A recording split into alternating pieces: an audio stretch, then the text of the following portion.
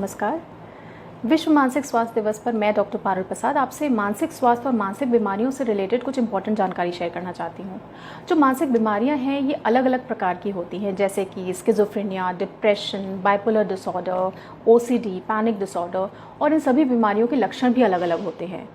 तो जहाँ कुछ बीमारियाँ जैसे कि डिप्रेशन और एंग्जाइटी में इलाज कुछ महीनों तक चलता है और पेशेंट 100% तक ठीक हो जाता है, वहीं पर कुछ ऐसी मानसिक बीमारियाँ रहती हैं जैसे कि स्किज़ोफ्रेनिया, जिसमें हो सकता है इलाज थोड़ा लंबा चले और पेशेंट पूरी तरह से ठीक ना भी हो पाए। तो इस तरह से सारी मानसिक बीमारियों को एक तराजू में तौलना बिल्कुल गलत है।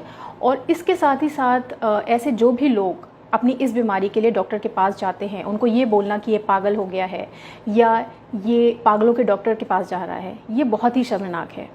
जो मानसिक बीमारियां होती हैं ये हमारे दिमाग में कुछ केमिकल्स, कुछ रसायन के गड़बड़ होने की वजह से होती हैं, और इसके अलावा कुछ फैमिली हिस्ट्री रहती है, कुछ जेनेटिक फैक्टर्स रहते हैं, कुछ पर्सनालिटी फैक्टर्स रहते हैं। ऑफ कोर्स इसके साथ जो स्ट्रेसर्स रहते हैं हमारी लाइफ में, वो सब कंट्रीब्यूट करते हैं इस बीमारी के पैदा होने में। तो ये बोलना कि ये बीमारी किसी भूत पिशाच की वजह से है, इन सब अंधविश्वासों में विश्वास करना ये बिल्कुल गलत है। और इसका एक साइंटिफिक बेसिस है कि ये बीमारी क्यों होती है। जो मेजॉरिटी मानसिक बीमारियां हैं इसमें इलाज लेके इंसान पूरी तरह से ठीक हो जाता है और अपना कामकाज अच्छे से करने लगता है, जबकि हालांकि ऐसी कुछ बीमारियां हैं जिनमें इंसान पूरी तरह से ठीक नहीं भी हो पाता है, लेकिन मेजॉरिटी जो इलनेसेस हैं उसमें जो हमारे पेशेंट्स हैं वो पूरी तरह से ठीक हो जाते हैं।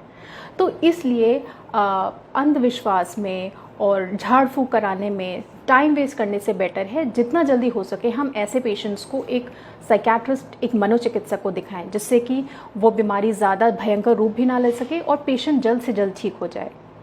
इसके अलावा हमारे दिमाग में ऐसे बहुत सारे डाउट्स रहते हैं कि जो मानसिक बीमारियां रहती हैं उसमें जो दवाएं चलती हैं उसका बहुत सीरियस साइड इफ़ेक्ट्स रहते हैं, या उससे आदत पड़ जाती है, या उसका लॉन्ग टर्म इफ़ेक्ट रहता है हमारे ब्रेन पे।